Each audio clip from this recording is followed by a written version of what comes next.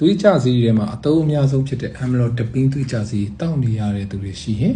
ဒီအခြေခံချက်လက်လေးတွေကိုအကြမ်းမြင်သိထားသင့်ပါတယ်ကျွန်တော်တို့စီမှာတော့ amlodipine ကို amlong amlosanstam လို့အစရှိတဲ့နာမည်တွေနဲ့ရှိနိုင်ပါတယ်သူကသွေးကြစီအုပ်စုကြီး၄ခုမှာ Group C ဖြစ်တဲ့ calcium channel blocker အုပ်စုထဲမှာပါပါတယ်မြန်မာလိုဓာတ်ရိုက်အဓိပ္ပာယ်ပြန်ရင်တော့ calcium ဝင်ပေါက်ပိတ်တဲ့ဆေးပေါ့နော်အဲ calcium channel တွေကဘယ်နေရာမှာရှိလဲဆိုလို့ရှိရင်နှလုံးကြွက်သားနဲ့သွေးကြောနံရံတွေမှာရှိပါတယ်ဒီမှာဆွဲပြထားတဲ့လေမြောင်လေးတွေကဒါနှလုံးကြွက်သားနဲ့သွေးကြောနံရံလေးတွေပါ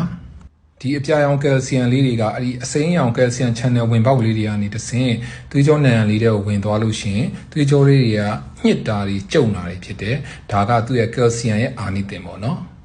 အဲ့လိုသွေးကြောတွေညှစ်တာကျုံတာဖြစ်ရင်သွေးပေါင်တက်တာတွေနှလုံးကြွက်သားထဲမှာညှစ်တာကျုံတာတွေဖြစ်ရင်ရှင်ဘက်အောင်တာပေါ့နော် angina ပေါ့အဲ့ဒါဖြစ်တတ်ပါတယ်အဲ့ဒီခါမှာကျွန်တော်တို့က amlodipine လို့ CCB calcium channel blocker ကိုပြီးလိုက်တဲ့ခါမှာဒီအနီရောင်လေးကသွားပြီးတော့အဲ့ဒီအပေါက်လေးကိုသွားပိတ်ပါတယ်သွားပိတ်တဲ့အတွက်ကြောင့်မလို့ဒီ calcium လေးတွေကဒီအထဲထဲကိုဝင်လို့မရတော့ပါဘူးအဲ့ဒါကြောင့်သွေးကြောတွေက dilate ပေါ့နော်သွေးကြောတွေချဲ့လာကျဲလာတယ်ချဲ့လာတယ်ပြီးတော့နှလုံးကြွက်သားလေးတွေကပျော့ပြောင်းလာတယ်အဲ့ဒါကြောင့်မို့လို့နှလုံးကြွက်သားတအားညှစ်တဲ့ဒီ angina လို့ခေါ်တဲ့ဒီရင်ဘတ်အောင်တာသွေးပေါင်တက်တာတွေကိုတက်တာစေပါတယ် amlodipine က5 mg 10 mg နဲ့လာပါတယ်သူကတစ်နေ့ကိုတစ်ချိန်ပဲတောက်ရပါတယ်တခြားဆေးတွေနဲ့တွဲပြီးတော့ combination ပေါ့ဆေးတွဲတွေလည်းလာပါတယ်အဓိကအဖြစ်